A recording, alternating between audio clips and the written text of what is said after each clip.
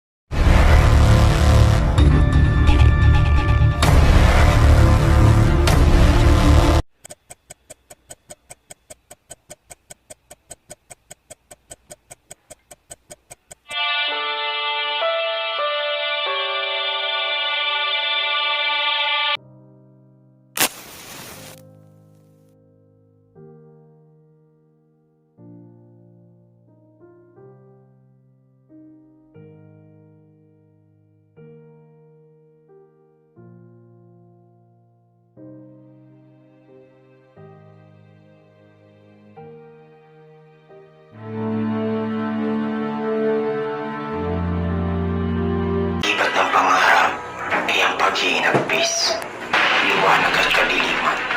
Sa kadiliman ay paniguradong may nagtatangis, nagmamakaraw. Hindi na ako makapagpantay sa araw kung kailan wala ng kadiliman. Kaya sa aking mga kalaban, no limit ang ere.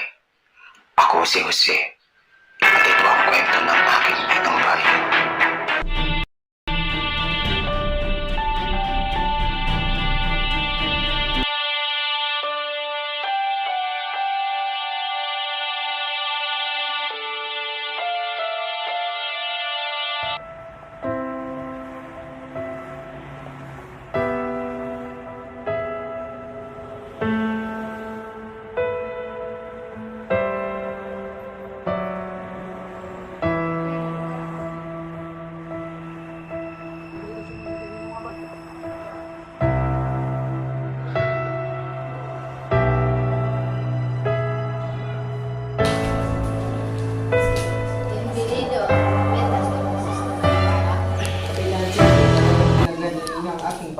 Presto, matagal kang nawala sa ating bayan. Alam kong sabik kang matikman ang ating mga putay ng ating bayan. Halika't ipapakilala kita sa aking mga bisita.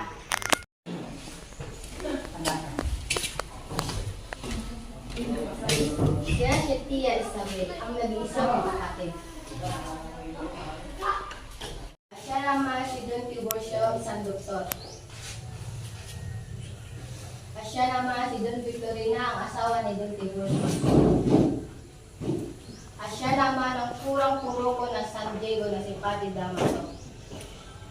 Si Senyor Guevara, ang teniente ng mga Guardia Civil. Halika na, Chaco, ituupin mo muna ang bisita at handa ng pagkain.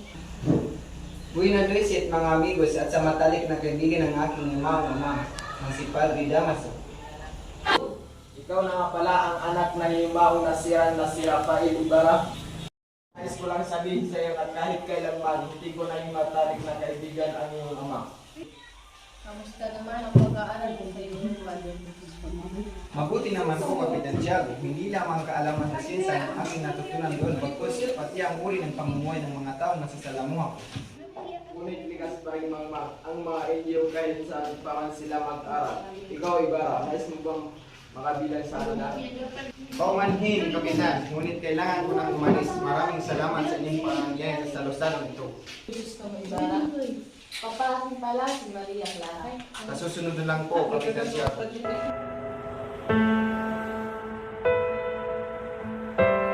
Senyor Ibarra, tiniente kayo nga pala. Ingat kayo, sana hindi mo sapitin ang nangyari sa iyong ama. Tila ba may nalalaman kayo sa pagkamatay ng aking ama? Maaari niyo bang ipinigil sa akin? Kwento ko sa inyo, subalit sa bayan ninyo ako sa paglalakad.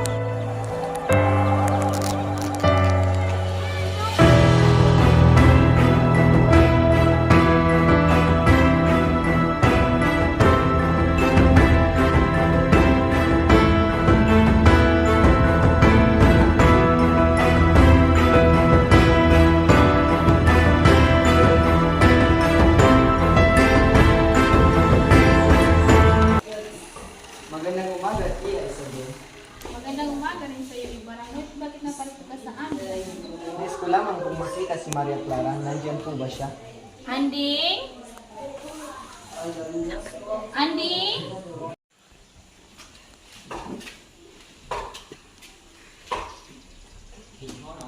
Nariyan ba si Maria Clara? Opo, Tia Isabel. Maaari mo bang puntahan at sabihin na nandito na ang kanyang nobel at Jesus kumalita? Pasusunod, Tia Isabel. Binibini! Binibini!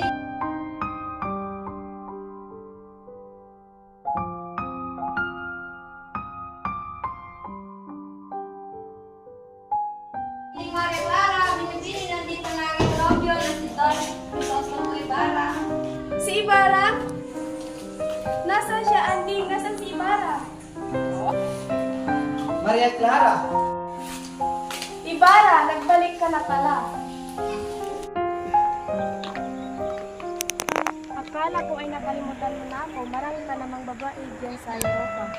Kailanman ay hindi kita ipagpapalit sa iba, tulad mo nasasabik sa ating pag-iisang ligid. Ikaw lamang ang aking ibigin hanggat sa ating huling hininga, Maria. Maria, hanggang dito muna. Ako'y magpapalang muna sa iyo.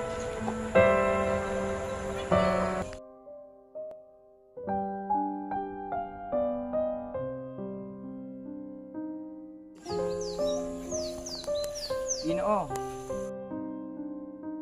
Magandang umaga sa iyo, Ginoo. Maganda ding umaga sa iyo, Ginoo. Ano ang maitagliling ko sa iyo? Maaari ko bang malaman kung may napasundod-untod na may malaking krus? Malaking krus? Noong nakaraan ay mayroong isang libingan na may malaking krus. Ngunit inutusan kami ni Kura na ilipat ang labi sa libingan ng mga inset. Sino nga ang nagutos sa inyo? Sa kasamaang palad na aksidenteng na itapon ang labi ng iyong ama sa ilog sa dahilang napakalakas ng ulan sa gabing iyon. Isang kabalyan ang inyong ginawa.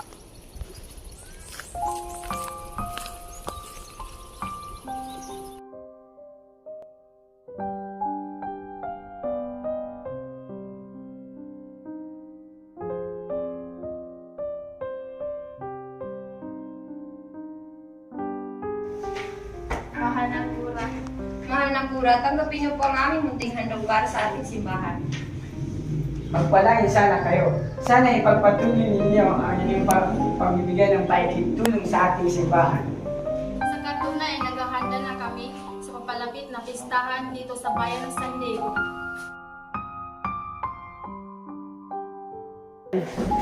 Padre Sally, anong ginawa sa labi ng aking ama? Wala akong ginawa. Anong wala? Tinitiyak ko sa inyo na wala akong ginawa. Hindi ako ang punong kura sa mga sandaling yun. Si Padre Damaso. Basilio, ano nangyari sa'yo? Nasaan si Crispin? Nasaan ang kapatid? Inay, naiwan ko po sa pinto. Napagbintangan po siya na magnanakaw. Hayaan mo bukas na bukas pag-iusapan ko ang padre yung Kura. Napakawala lang yung kapatid. Wala po kayo, wala po. Ang dapat sa Mali ka at ang may dapat parusahan. Nasaan ang ginagawa mo? Ang nakapakawala rin ako ako. Maawa na po kayo.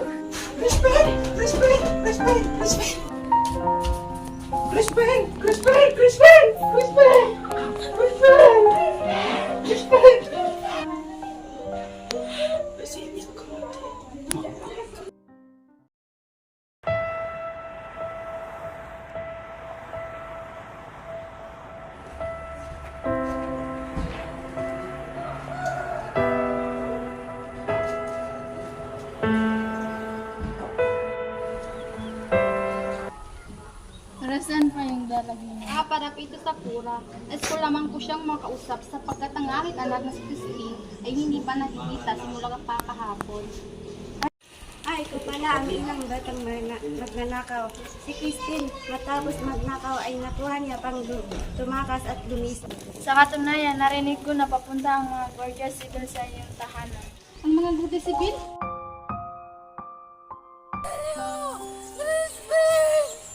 Mga anak! Nasaan na kayo? Mga anak! Crispin, nandito na ang nanay! Mga anak ko!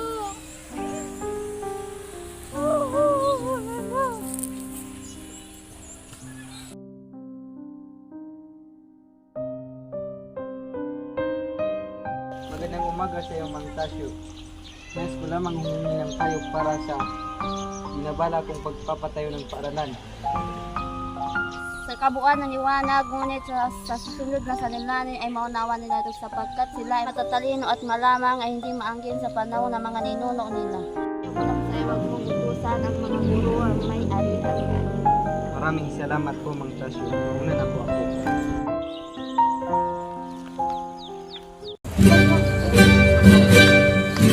Divisas Fiestas a la gente de San Diego.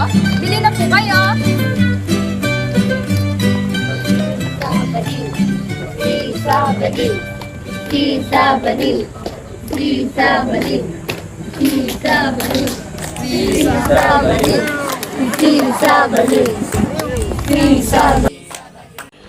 Lahat tayo ay anak ng Panginoon. Nararapat lamang sa atin na tayo ay magmahalan. At hindi dapat natin binubulanga ang ating kapwang tao at mamamayan. At lalong higit sa lahat, hindi dapat natin pinapanigan ang mga kumakalaban dito sa ating simbahan. Hindi ko na kinakayang tagalan ang kainitan dito sa simbahan to. Tanging lamang nagtataas dapat ang pinapasok dito, hindi dapat pinapasok ang mga Indio. Mag-iingat ka, Don Crisostomo Ibarra, sapagkat sa iyong paglalagay mo ng punong bato sa iyong paaralan, dahil may plano silang patayin ka. Maniwala ka sa akin dahil kakampi mo ako.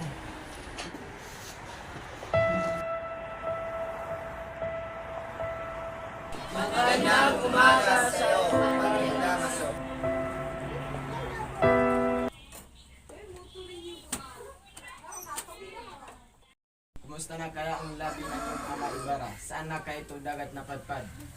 Wala kang karapatang insultuhin ang aking ama. Ako na lang, wag siya. Tama na, Ibarra. Alang-alang na lang sa akin. Magbulang muling pagbuhatan si Patri Damaso. Paumanhin, Maria Clara.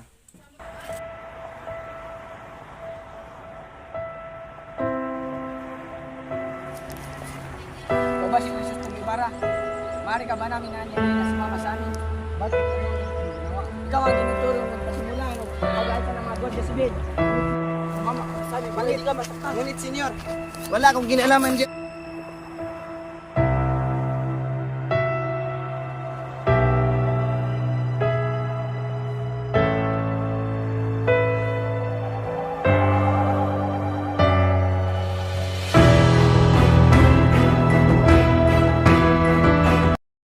Alam niyo na si Maria Clara ang pinakamagandang binibini at matatag din ang ubod ng kabaitan dito sa bayan ng San Diego.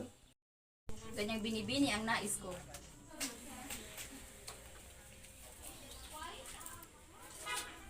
Kapitan Tiago, siya nga pala si Don Alfonso Linares. Di espada niya pamangkin ng aking asawa at inanak ni Padre Damaso. Gandang hapon, Kapitan Tiago, at sa'yo na rin, Maria Clara. Nais hingin ni Alfonso ang kamay ni Maria Clara, Kapitan Tiago. Walang problema sa akin yun, basta alagaan lang ni ang aking anak.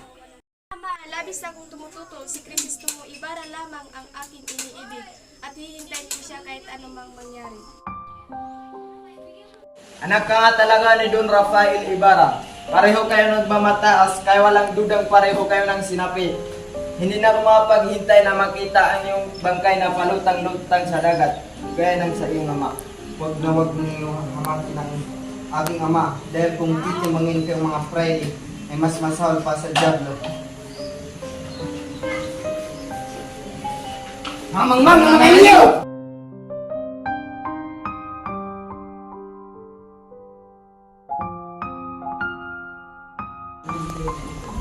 Don Crisostomo Ibarra, gumising ka!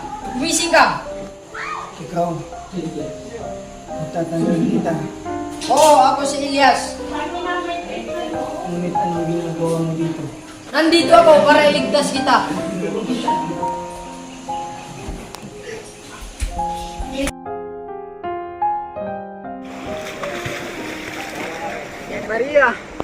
Maria Clara! Binibini, si Ginoong Ibarra. Siya nga. Ibarra, paano ka nakatakas? Tinulungan ako ni Elias na makatakas. Kumusta ka na, mahal ko? Ayaw kong maikasal kay Alfonso, ngunit mapilit si Ama. Ikaw lang ang tayo kong mahal at hinihintay kita. Hindi ako makapapayag na ikasal ka sa iba, Maria. Katapusin ko lamang ang dulong ito. At pangako, babalikan kita. May mga guardiang sibil. Paalam, mahal ko.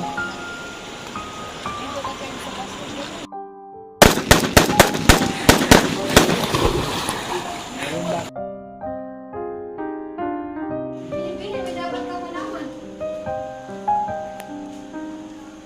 Hindi maaari. Lahat po sa akin na babalikan niya ako. Babalik siya akin din. Nais kong hilingin sa inyo sirain ang pangako sa aking pagpapakasal. Ngunit bakit? Matay na ang taong nais kong pakasalan. Wala na akong ibang papakasalan kung hindi siya. Makabuting sumunod na lang ako sa kanya kung ipipilit mo pa rin ipakasal ako sa iba. Kung hindi kaya naman ay papasok na lang ako sa kubento. Pangmahin aking anak, di ko kayang mawala ka sa aking piling. Nais ko lamang kung ano ang makakabuti sa iyo. Mas pipiliin ko lamang na magsilbi ka sa kuminto.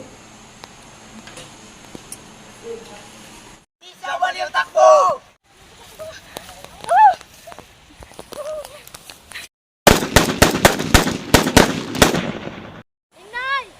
Inay, saan ka na?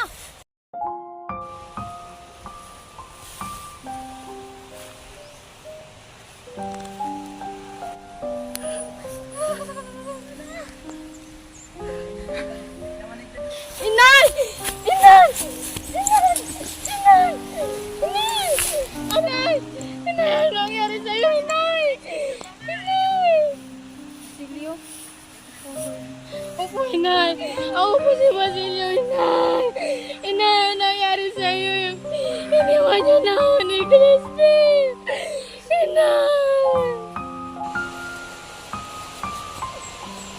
Sinang taon na yan? Siya ang aking inay.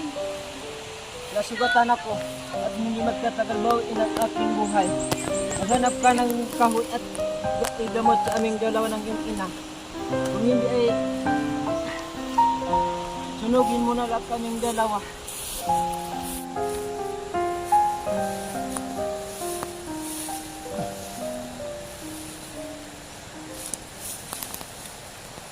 Apukain mo ang mga ginto ng aking binaon at gamitin mo ito sa iyong pag-aaral.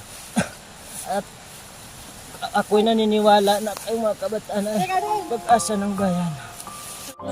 Mamamatay ako, hindi man lamang nasilayan ang bukang liwayway ng bansang aking minamahal. Ngayong mapapalad na nakakakita, salubungin niyo siya at huwag kailanman lilimutin